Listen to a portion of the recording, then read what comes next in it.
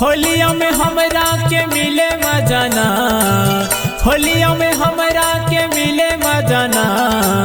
हे राजा होलिया में घर आ जाना, हे सैया होलिया में घर आ जाना। रंगवा गुलाले नहीं मने भावता, होलिया में बहुत याद आवता।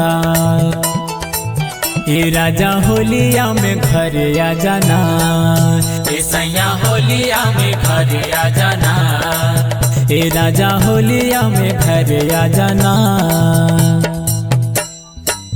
भावे ना चूड़ी कंगना तोहरे के खोजे सजना, भावे ना चूड़ी कंगना तोहरे के खोजे सजना।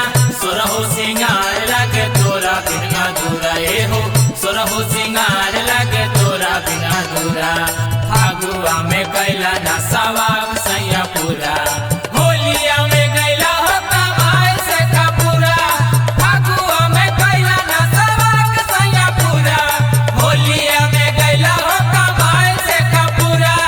होलिया में गैला हो कमाल। ए सैया बहुते याद तोर सतावे, आसो के फगुआ में मान नहीं भावे, आसो के फगुआ में मान नहीं भावे। ए सैया बहुते याद तोर सतावे, आसो के फगुआ में मान नहीं भावे। रंगवा गुलाले नहीं मने भावता, तोहरा के बहुते याद आवता।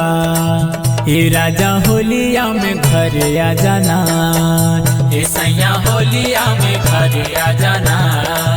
हे राजा होलिया में घर आ जाना। परदेसी पिया ना जुड़ैला जियावा, तू ता होलिया में कैला हो खजाना पियावा।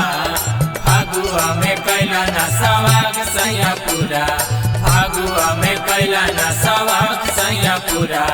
होलिया में गैला हो कमाल से का पूरा, फागुआ में कैला ना सवाग सैया पूरा।